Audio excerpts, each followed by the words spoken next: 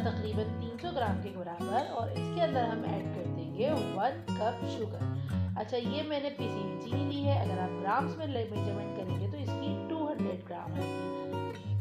Half cup से थोड़ा सा ज़्यादा, तकरीबन 100 ग्राम हमने लिया है सूजी का।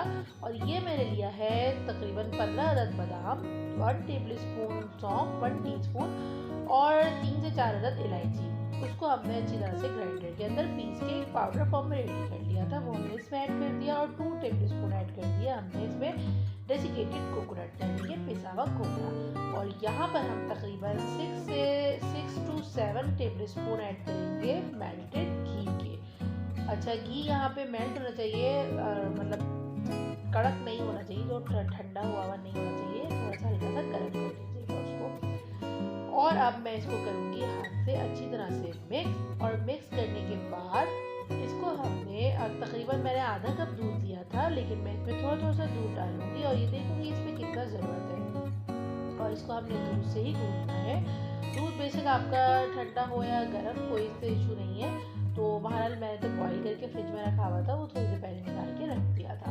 और अब आप देख सकते हैं मैं इसको अच्छी तरह से गूंथ रही हूँ। इसका आटा गूंथने के लिए तो हमें अच्छी थोड़ी सी फोर्स लगाने पड़ती है। और अब थोड़ा सा हल्का सा, जो मैंने एक आधी चमची जो घी बचाया था, वो मैं अपना हाथों पे हल्का हल्का लगा के और इसकी अच्छी तरह से मतलब गुनाई करूँगी, जो मुक्कियाँ जो कहते हैं, मुक्कियाँ लगाऊंगी अच्छी तरह से। और फिर हमारा ये आटा हो जाएगा रेडी। अगर हमारी डो अच्छी बनेगी तो हमारी टिकिया भी अच्छी बनेगी। और अगर हमने इसमें घी नहीं अच्छा डाला तो हमारी टिकिया क्रिस्पी नहीं बनेगी, खस्ता नहीं बनेगी। सही है? तो ऊपर से तो हल्की सी क्रिस्पी होती है, अंदर से होती है नरम। तो बहुत मज़े की बनती है। बिल्कुल यही रेशो आप लोग यूज़ करिएगा, इसी रेशो से आप लोग बनाइएगा।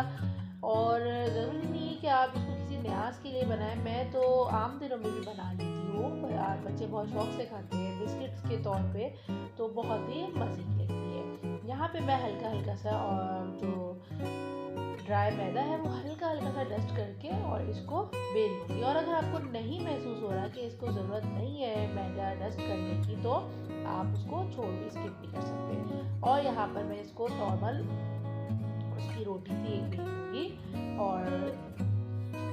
और अब मैंने इसको मतलब नॉर्मल सा बेलिया, बहुत ज़्यादा मोटा नहीं बेलना, थिक नहीं, थिन नहीं, नॉर्मल बेलना है बिल्कुल। और मेरे पास ये ग्लास था, आपके पास अगर कटर है तो आप कटर ले लीजिए। और अगर इसके अलावा अगर आप कोई कप या ग्लास लेना चाहते हैं, जितनी बड़ी आपको बनाना चाहें आप उसको उस तरह से यूज़ कर सकते हैं। ये साइज़ बिल्कुल परफेक्ट होता है। कटर भी था लेकिन वो थोड़ा सा मेरे पास छोटा था, तो वो बहुत छोटी हो जाती है। यहाँ पे हमने घी को कर लिया था गरम, घी में होती है ये फ्राई। इसको मैं थोड़ा सा चेक करने के लिए डाल के चेक कर रही हूँ। अगर ये बॉल हमारी ऊपर आ जाती है तो समझ लें हमारा घी बिल्कुल सही से गर्म है। तो टेम्परेचर हमारा बिल्कुल नॉर्मल होना चाहिए, बहुत ज़्यादा हाई फ्लेम नहीं होना चाहिए, बहुत ज़्यादा लो फ्लेम भी नहीं होना चाहिए। ये देख सकते हैं आप। इसकी सबसे बड़ी पहचान ये होती है कि ये आप डालेंगे तो ये खुद ही ऊपर आ जाती है। जब ये खुद ही ऊपर आ जाती हैं तो समझ लें आपका ऑयल का टेम्परेचर बिल्कुल सही है। मीडियम फ्लेम पे हम इसको गोल्डन ब्राउन करके पकाएंगे। अच्छी तरह से हम इसको करेंगे फ्राई। बहुत ही खूबसूरत सी इसकी शक्ल आ चुकी है और खुशबू भी बहुत प्यारी आ रही है। एक बैच मैंने करके निकाल लिया था, अब मैं दूसरा कर रही हूँ। इसी तरह से हम अपने सारे मैदे के जो हमने मैदे की और चीनी की डो तैयार करी थी, रेडी करी थी, इसको हम कट करके सब फ्राई कर लेंगे। अच्छा, कांटे से जो है ना मैं थोड़ा सा इसको पोक कर दूँगी ताकि ये फूले ना, क्योंकि अव्वल तो नहीं भी फूलती और अगर कोई फूल भी जाती हैं तो ये है कि हम वो कर देंगे तो उससे फिर ये बहुत बिल्कुल पूरी की तरह फूल नहीं जाएंगी। ये देखिए, इसकी पहचान ये होती है कि ये खुद ही ऊपर आती है। और अब मैं इसको बिल्कुल हल्के हल्के हाथ से टर्न करती चले जाऊंगी।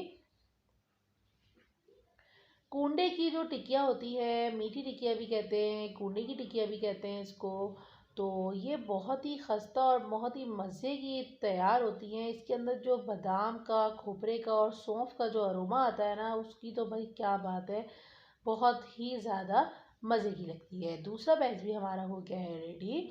और अब मैं इसको, अच्छा इसको ये कि मैंने इसको भी थोड़ा सा जाली, मतलब जो जाली का स्टैंड होता है ना, उसके ऊपर आप रख के और हवा लगा, मतलब हवा से जो है ना फिर ये सख्त होती हैं।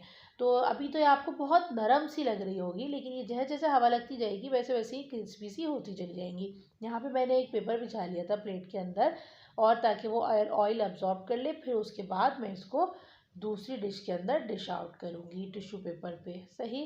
क्योंकि जब ठंडी हो जाती हैं अच्छी तरह से तभी बहुत मज़े की लगती हैं। तो कोंडे की टिक्कियाँ हो गई है हमारी रेडी, बहुत ही ज़बरदस्त सी। आप लोग ट्राई ज़रूर करिएगा और लाइक करिएगा, कमेंट करके मुझे ज़रूर बताइएगा कि आपको मेरी रेसिपी कैसी लगी। मिलती हूँ एक और अच्छी सी रेसिपी के साथ। अल्लाह हाफिज़, बाय बाय।